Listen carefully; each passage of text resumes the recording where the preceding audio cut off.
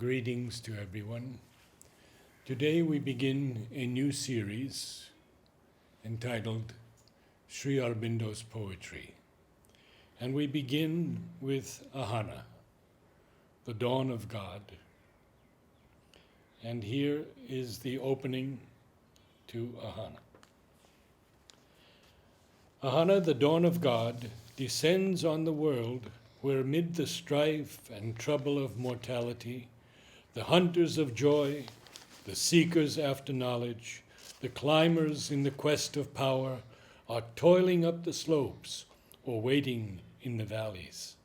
As she stands on the mountains of the east, voices of the hunters of joy are the first to greet her. And I greet you tonight. This is a hexameter, so it's a very different rhythm. I'll begin with the first few lines, and we'll take it from there. Vision delightful alone on the hills whom the silences cover, closer yet lean to mortality, human, stoop to thy lover. Wonderful, gold like a moon in the square of the sun where thou strayest, glimmers thy face amid crystal purities. Mighty thou playest, soul on the peaks of the world, unafraid of thy loneliness. Glances leap down from glances leap from thee down to us, dream seas and light falls and magical trances. Sundrops flake from thy eyes, and the heart's caverns packed are with pleasure, strange like a song without words, or the dance of a measureless measure. Wow. So, this poem, Aurobindo says that it's a rhymed quantitative hexameter. So, as we know that in English poetry you have these two meters, any poetry for that matter, qualitative and quantitative. And very roughly, qualitative is where there is the meter is decided by the stress on the syllables. And here it's not based on the stress or the non-stress, but on the weight of the word or the vowel particularly. So it's decided by that. Now weight is depending on how we really pronounce it. So in Sanskrit, it's easy to have this meter. Like the most ancient quantitative meter is documented is in the Rig Vedas. So Rig Veda has a quantitative meter. You can have that. Then subsequently in Greek and Arabic literature, it's very difficult to do it in English. Aurobindo says that. People have written treatises on the impossibility of English hexameter. Exactly. There's a whole letter of Aurobindo that it's really very difficult to do it, but he says it's not impossible, and he has done it. So to start with, it's a very difficult labor. Unlike Savitri, which is in qualitative meter, this is a quantitative meter. And iambic pentameter, where this is hexameter. Hexameter. And it rhymes. So, you'll have these two lines which will go one after another. But most importantly, it is very, very exquisitely beautiful and powerful poem. At least one of my favorites. And if after Savitri there are any two poems that I love, it is Ahana and Ilion. So I just enjoy this. So as we have seen, Ahana is the dawn of God. And in the Vedas, she is called as Usha. She is the first goddess who is invoked by the rishis, who will come, and even before she brings illumination, she brings hope and joy. Even physically we see the same symbol. Before you see the light of the day, you feel a stir inside. It's morning, you feel fresh, you feel you look forward to the day. So she brings hope, she brings power, she brings renewed effort, and then yes, the light comes. So here, another beautiful thing about this poem, I'm just slightly comparing with Savitri. In Savitri has to deal with the stark resistance of death to establish it here. Here, it's those who are aspiring and they want the dawn of God to be established here upon earth. She comes, and then, as Aurobindo says, once more there was the light of earthly day. Yeah. She fades back. Earth cannot sustain the dawn forever. So here they are aspiring. And what a beautiful aspiration there is. Through these seekers, Sri Aurobindo has poured his heart. All that must have gone on inside him. He is representing the seekings of humanity through the aeons. And that's how it starts. And he says the hunters of joy, the Hunters of joy. seekers after knowledge. And climbers in the quest of power. They are waiting for Ahana, the dawn of God. And here, after that initial beautiful description, tread through the edges of dawn, over twilight's grey-lidded margin, heal earth's unease with thy feet, O heaven-born, delicate virgin. None can really mate with her. She is so powerful. And just like in Savitri, he calls Savitri that come down upon earth's floor where we lie. Now there is a description of the human condition, amazingly powerful. Children of time, whose spirits came down from eternity, seizing joys that escape us, yoked by our hearts to a labor unceasing. Earthbound, torn with our longings, our life is a brief incompleteness. Look, the marvel of these two words. It's brief. It's incomplete. But there is a suggestion as if it's going to be complete. This is the beauty of these two words. Our life is a brief incompleteness, something which was happening and suddenly seems to stop. Thou hast the stars to sport with, the winds run like bees to thy sweetness. Art thou not heaven bound, even as I with the earth? Hast thou ended all desirable things in a stillness, lone and unfriended? What a beautiful thing. That yes, we are bound by the earth, but you too are bound by the heaven's glory. You can't come down on earth. See, this is another kind of bondage. And the Upanishad speaks about these two bondages.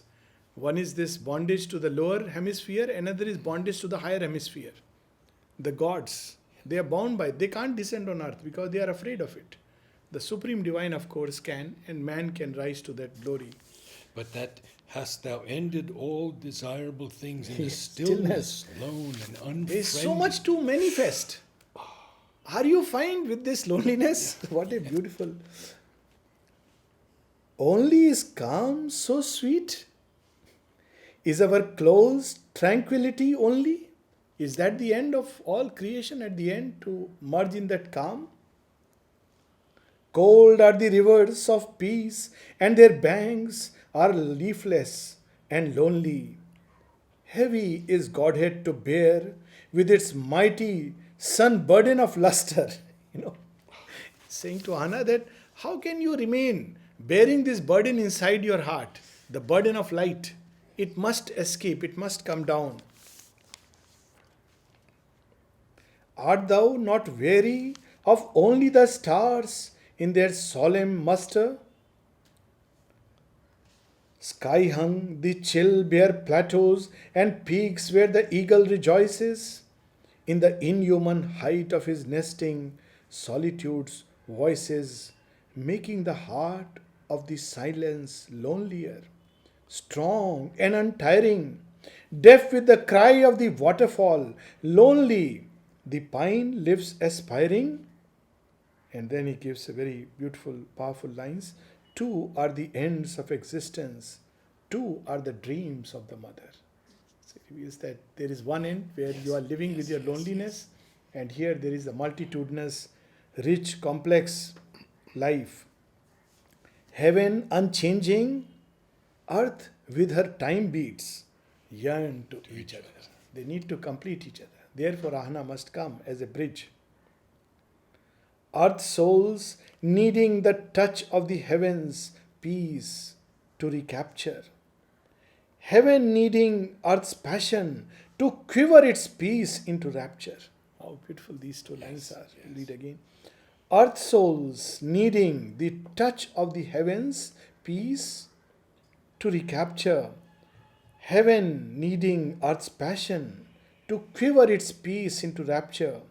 Marry, O lightning eternal, the passion of a moment born fire. Out of thy greatness, draw close to the breast of our mortal desire. So that he's invoking, they are invoking Ahana to come and inhabit this mortal heart full of tumult and passion and cry of desire. Says you come, then your peace will change into rapture. Otherwise, there is peace.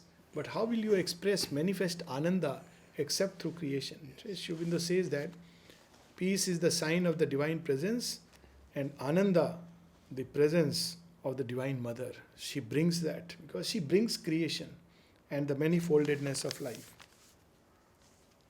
And then, in India we have these two great godheads, Shiva and Krishna. So Shiva is the godhead who is like everything must end into him. He is the absolute who destroys all creation, or rather draws it back to him. This is one image of Shiva. And those who follow that line of approach, they regard earth as a vanity, an illusion. And what is true? Only Shiva. Shivoham, Shivoham. So here are these lines dedicated to Shiva. Is he thy master? Rudra the mighty? Shiva ascetic? Is he your master, in whom thou dwellest? Has he denied thee his world? In his dance they tell of ecstatic. So, but Shiva also is the lord of dance, Natraj. It's a very interesting story about Shiva, how he first expresses this mood. He expresses this mood when he comes to woo Parvati. So he suddenly dances and they can't make out. He is such a superb dancer. So on one side there is the image of the ascetic. On the other side there is the image of the cosmic dancer who is measuring the spaces of time and thereby manifesting things which are held back within his bosom. And there are two of his dances. One is when he dances alone, the dance of destruction. It's called as Tandav. Of course, there are many sides to Tandav, but just by and large, it's the dance of destruction. And another dance is when he does the Tandav with Parvati. Then it becomes the dance of new creation, Lasya. That's why the mother has spoken of Shiva as the Lord of transformation. Because it destroys and at the same time he new creates through Lasya. So these voices are telling Ahana that is he your master, Shiva the ascetic? But we have heard that he also dances ecstatically. What about that dance? Slaying, creating, calm in the midst of the movement and madness. Stole there no rhythm of an earthly joy and a mortal sadness? Does he not know what we go through? He is the one who has created this whole world. How can he be unaware of mortal sadness? Wast thou not made in the shape of a woman? Sweetness and beauty move like a song of the gods in thy limbs, and to love is thy duty. So, they are literally reminding, how can you forsake us? You have the heart of a woman who knows to love and love only. So, actually the whole poem is an invocation to the Divine Mother. Divine Mother coming as the dawn goddess.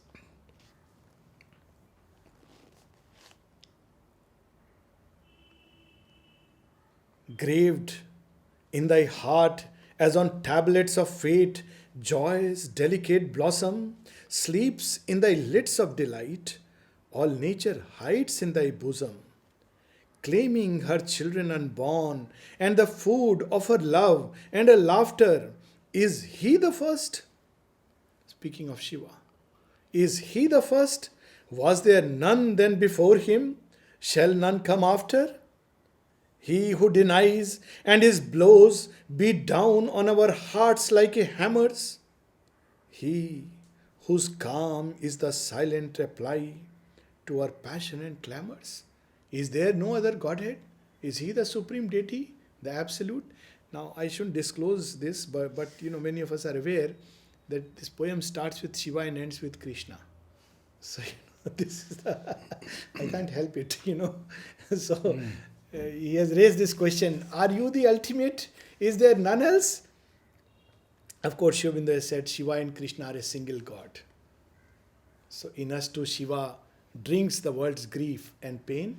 In us too, Krishna sports with joy and seeks for sweetness and love. So, there's two sides of one Godhead. Is not there deity greater, here newborn in a noble labor and sorrow and struggle, then stilled into rapture, immobile? So this is actually, this conception of avatar. In India, there are two kinds of avatars. One who follow the line of Shiva. There is a whole line of avatars which the Shaivites will talk about.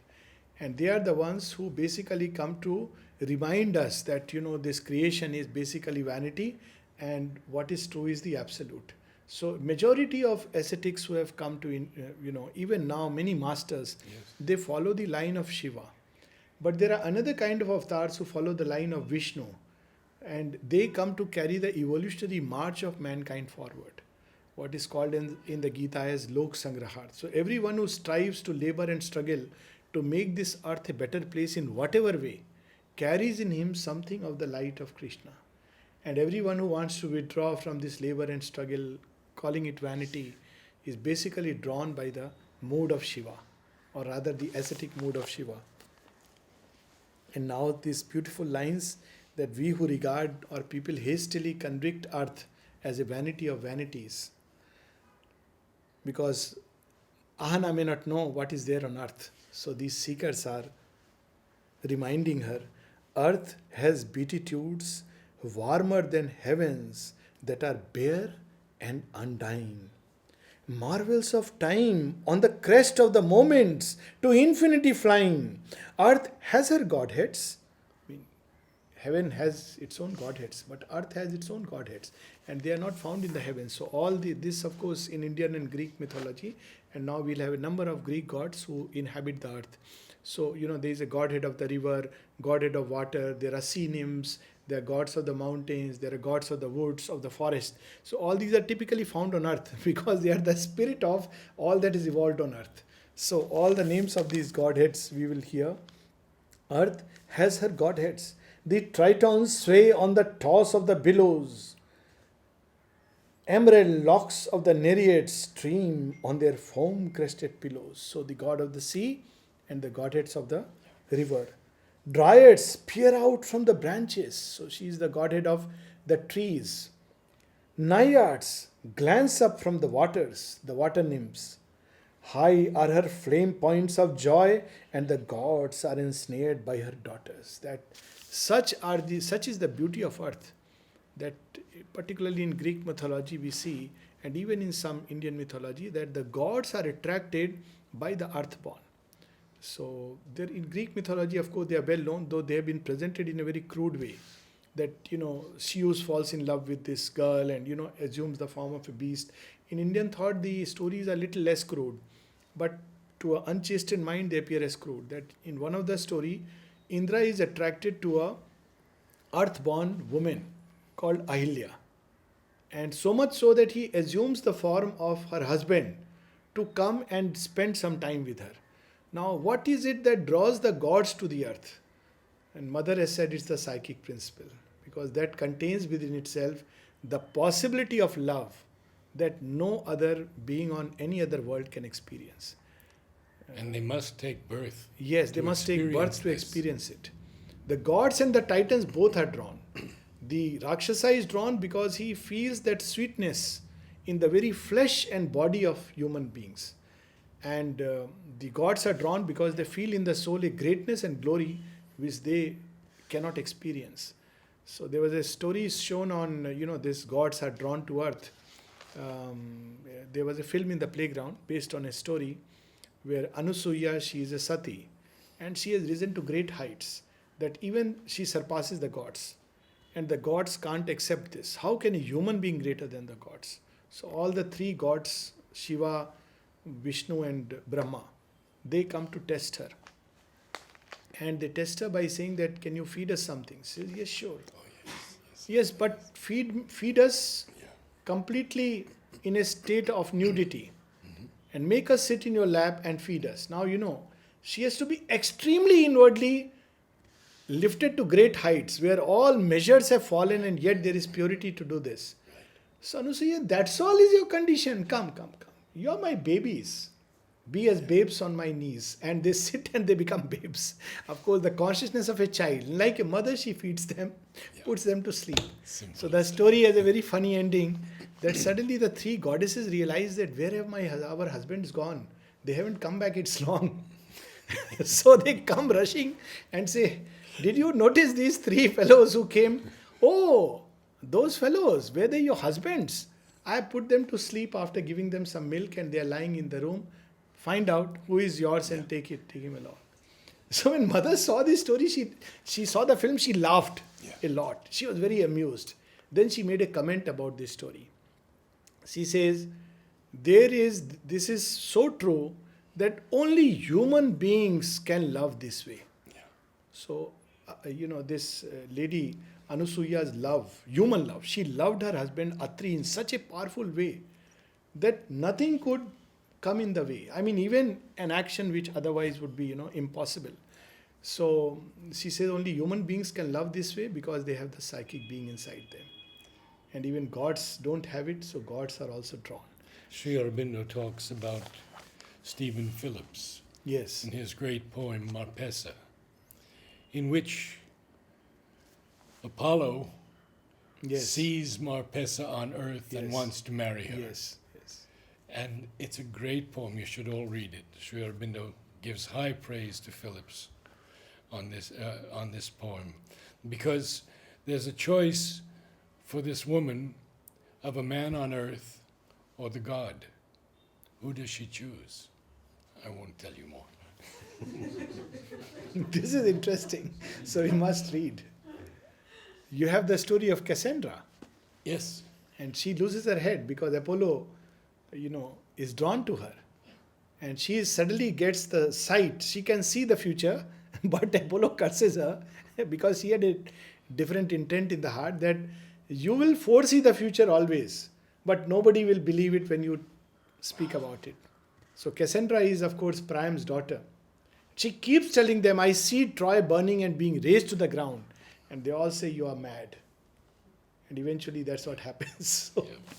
So they are very interesting stories, Gods are ensnared by her daughters. So this line, Artemis calls as she flees through the glades and the breezes pursue her. She is the goddess of the forest, the hunter. They, pray to Artemis. So as she is running, she is pursued by the winds. Cypress laughs in her isles where the ocean winds linger to woo her. Here thou shalt meet, amid beauty forgotten, the dance of the graces. Night shall be haunted forever with strange and delicate faces. We experience also the beauty of the night, and the gods above don't know it. There is a beauty even in the solemnity of the night. There is a prayer of Sri Aurobindo where he literally says, O night, be solemn and pregnant in us. So even night carries its own beauty. So, they are literally wooing her to come down. These lines. Yes. Music is here of the fife and the flute and the lyre and the timbrel. Such variety of instruments. Wind in the forest. So it doesn't, music doesn't end with these human instruments. Wind in the forests. Bees in the grove. Spring's ardent symbol. Thrilling the cry of the cuckoo. The nightingale sings in the branches. Human laughter is heard. And the cattle low in the ranches. He's telling Ahana, you don't know what you are missing. I'm reminded of this Woodrow Wilson's daughter, Nishtha, Margaret, no? Yes, Margaret. At 15, 16, sitting in one of the forests, he suddenly thinks, how I wish God could enjoy it the way I am enjoying it. And suddenly she experiences that Isha Vasyam Idam Sarvam, that great truth, that indeed he is enjoying. And she is filled with a rare joy. So literally he's saying that you don't know what you are missing. There are joys on earth which you don't know of. So, please come. So they are trying to lure her. Frankly and sweetly, she gives to her children the bliss of her body, breath of her lips, and the green of her garments, rain pourings heady, tossed from her cloud carried beaker of tempest, oceans and streamlets, dawn and the mountain air, cornfields and vineyards, pastures and hamlets. So, it goes on, the beauty of earth, tangles of sunbeams asleep, moaned, dream depths, twilights, shadows. There only light. You don't know what it means to see the light play through the forest. You don't know what it means, what is twilight. You don't know the different expressions of light, the moonbeam. Because she's dawn. Yeah, she's dawn. She's there. When she comes, all this vanishes. On those heights. Taste and scent and the fruits of her trees and the flowers of her meadows. Life with a wine cup of longing under the purple of her tincture. Death as her gate of escape and rebirth and renewal of venture. She says that you have no clue. There is so much joy on earth. But still, we need you to make this joy endure and permanent. Because then it would be that why do you need the dawn goddess? The problem is that it is transient and it passes away. The touches of Godhead. This will come towards the end. That all the joys and the glimpses of the divine we have in life, they come, touch a while and go. They don't endure. Yeah. But if Ahana can descend into our hearts and establish herself upon earth, then they will endure forever. So you see, this is another approach. Buddha also sought permanent. He was moved by the transience of things. But he found the permanent above. But Aurobindo wants to establish that permanent here upon earth. Joy, love, beauty, peace, knowledge, they should not be marred by their opposites. So,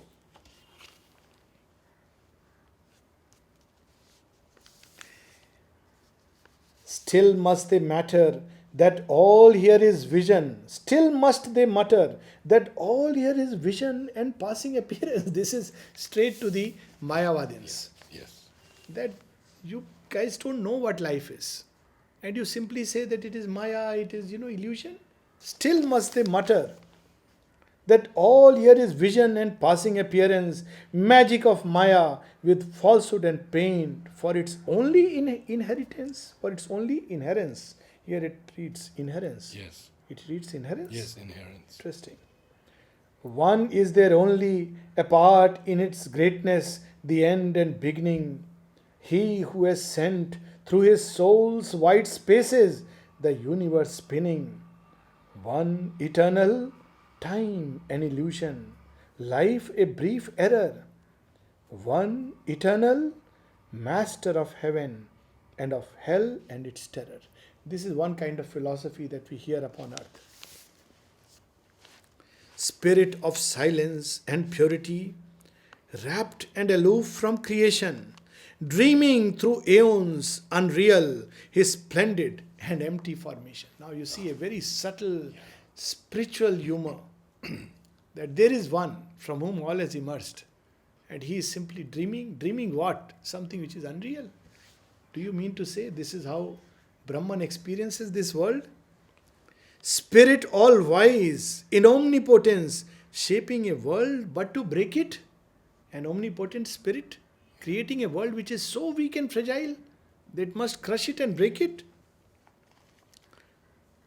Pushed by what mood of a moment, the breath of what fancy to make it. This, of course, Aurobindo several places has revealed to us that what overtook Brahman is Maya so powerful that it could cloud Brahman and create images out of it.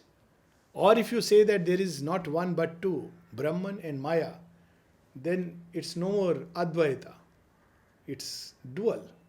You say there is Brahman and there is nature or Maya, or call it whatever. But if you say there is one, then this question arises, and this is a deep spiritual problem that, how did that one get clouded to create this, what many would call vanity? Then Brahman fell into error to start with, and we suffered that error. But Brahman is pure, all-knowing, all-wise, omnipotent. How could it fall into error? So this you know. None is there great, but the eternal and lonely, the unique and unmated. Bliss lives alone with the self-pure, the single, the forever uncreated. Now these are the questions Sri Aurobindo is raising through the voices of the seeker. This is not Sri Aurobindo's philosophy, because several times, reading Sri Aurobindo, like in Savitri, when we read the voice of death, I have seen people quoting that, this what Sri Aurobindo writes in Savitri, and you have to remind, this is not Sri Aurobindo, but, death. Of course, Sri Aurobindo is the total unity and much more. So you can say that death is a part of that totality, but we must know the difference. So this is not what Sri Aurobindo means, but there is an aspect of creation which gives this mood. Solely we see here a world self-made by some indwelling glory, building with forms and events a strange and magnificent story. Yet at last has not all been solved and unwisdom demolished? Myth cast out and all dreams of the soul and all worship abolished?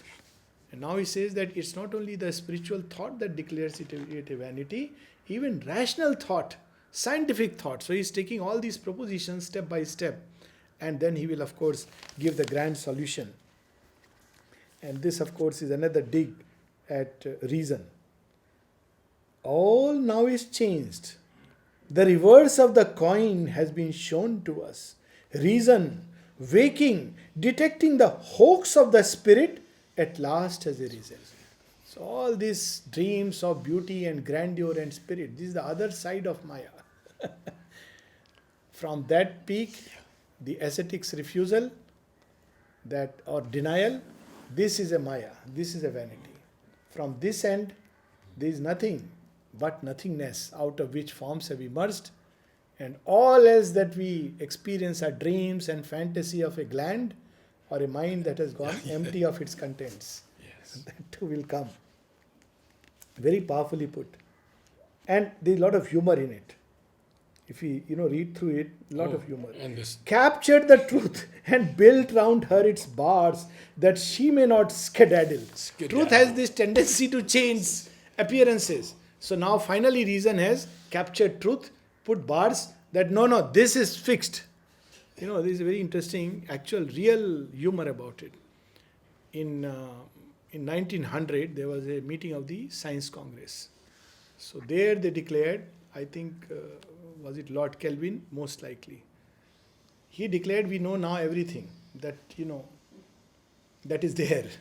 And just we need to solve two puzzles and we will know everything about everything. Now the very same year or perhaps the next year, this puzzle was solved. But when it was solved, thanks to Max Planck and Einstein, all the previous theory, boomeranged, it just collapsed under the weight of these two discoveries. Now again, toward the end of the other century, we again have a theory of everything. So yeah, we have a movie out called The Theory of Everything. Theory of everything. So, human mind, finally I have got it. Yeah. And when it has got it, neatly tied it, put it inside a prison, here is truth, suddenly it escapes. So skedaddle, what a word Sri Aurobindo has used for truth. And what a use of words. And also, when she's with the Madonnas. Yes. And the voice from the deep, Yes. he says the same thing. I've almost got it. Got it. There's only one thing missing. Yes. But see the humor here, Sri Aurobindo could have used the word escaped or something else. Skedaddle. But skedaddle, gives a touch of humor to the whole thing. That you create a prison of systems and theories around truth, and then it skedaddles, It's a very Western word too in America, and then he combines saddle and gallop. Yes, with the whole look thing at it. also. How does it go? Gallop again with a bit in her teeth and with fancy in the Fancy in the saddle. We talk about Sri Aurobindo's humor. It's there in Savitri, it's there in his poems. And it's what a subtle humor it is. That, you picturize for a moment all the scientists discussing seriously a theory in a very serious environment. Finally, we have found it's the genes and, it's deoxyribonucleic acid. And while they are doing it, truth is taking a laugh and, skedaddling and galloping. He continues. Yes, he continues. Now have the wise men discovered that all is the craft of a super magic of chance and a movement of void and inconscient stupor. So here it says they have found it, the wise men. Now you see this line. Chance, by a wonderful accident, ever her ripples expanding out of a gaseous circle of nothingness, implacably extending. Freak upon freak. Freak upon freak. Chance, accident, gaseous nothing. Out of that, the whole creation is emerging like a freak. I mean, that's the only way you can explain it. If there is no consciousness in creation, then the only way you can explain it, these are freak events. There is no cause to it. This just happened. Dust grew into a man and man into a sage. Well, by chance, by default, not by design. I asked Dr. Dalal one day about the philosophers that he has met and spoken with, and I said, "Is the soul ever mentioned?" He said, "Not yet." One of the, there are two comments which have always made me, very uncomfortable, which have been given as compliments, and I have also always felt, my God, this is the worst kind of, almost an abuse you can heap at someone. One is intellectual, second is philosopher. Oh, you are really a philosopher, and I feel neck deep into, at the end of the day, philosopher, oh my God. When Aurobindo was told that, about the philosopher, he says, I have nothing of the philosopher in me. So how did the life divine come? It were my experiences that I wrote. You may call it philosophy. Yeah. Then But he said he could write hundreds. of them. Or hundreds That's of why in them. Indian thought it's called darshana. Darshan means what you see. You see it and you state it. Yeah. So you may call it philosophy, you may call it fact. So it's simply a fact seen with another vision. Freak upon freak, repeating rigidly marvels on marvels, rigidly marvels on marvels, making a world out of nothing, started on the arc of her travels. Nothingness born into feeling, and action dies back to nothing. Sea of a vague electricity, romping through space curves and clothing strangely the void with a semblance of matter, painfully flowered into this giant phenomenon universe. Man who has towered out of the plasm and struggled by thought to divinity's level. Man, this miniature second creator of good and of evil. All this has come out of nothing. Man, the second creator, has emerged out of creation. And look at the next line. Yes. Oh God. He too was only a compost of matter, made living, organic, forged as her thinking tool by an energy blind and mechanic. So that's the end of the logic, because if man says by logic that all this is chemistry, then the man who is saying all this itself is debatable and doubtful, because he's nothing but gas and plasma chemistry. So what is the validity of knowledge of something which is simply a gaseous phenomena born out of accidents and chance? So this logic comes full circle, and it's come to that point and doesn't halt there. Once by an accident, queer but quite natural, provable, simple. That's how it is said, for at least when I was studying chemistry, they said that for 50 years they've been experimenting to create life, by creating conditions through chemicals. But they didn't succeed. So, you can try it for decades. But because that's not how life emerged. Life got involved into matter and then it emerged by pressure. Yeah. And Aurobindo says that one day science will know how matter was created out of life. When you know it, you will have the secret of creating life. But thankfully, it doesn't reveal anything more. And thankfully, many people have not read Aurobindo, at least, it's very good. When mother was asked why are Sri Aurobindo's books a little costly, and we should try to take out cheap editions, because everywhere you see these books which are very cheap. So mother cautioned, Sri Aurobindo's books are not meant for everybody. Yes. And we have to keep a certain level in every way. Those who are ready will find it and will get it. So it's not by making it cheap and available, like people give Bible and Gita in every hospital, and the poor patient is looking for a textbook of medicine which can tell him what is his problem. And it's kept as his solace on the left and the right, and he flip-flops. I have seen this actually, and patients don't know whether Bible will save him or the Gita will save him. Perhaps it's too late for either. So look at these lines. Once by an accident, queer, but quite natural, provable, simple, out of blind space not, last into life, wearing mind as its wimple. Wimple. Oh my gosh. The nuns wear the wimple. Yeah.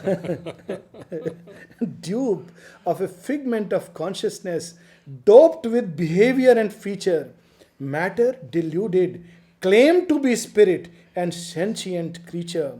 All the high dreams man has dreamed, and his hopes and his deeds, his soul's greatness, are but a food-seeking animal's acts with the mind for their witness. Mind a machine for the flickers of thought, matter's logic unpremised, are but a singular fireworks, chemistry lacking the chemist. So, whole world without a maker. And last few lines, then we'll stop. Yeah. Matter's nervous display, the heart's passion, the sorrow and burning, fire of delight and sweet ecstasy, love and its fathomless yearning, boundless spiritual impulses making us one with world being, outbursts of vision opening doors to a limitless scene, gases and glands and the genes and the nerves and the brain cells have done it. This is the philosophy of a mechanical science.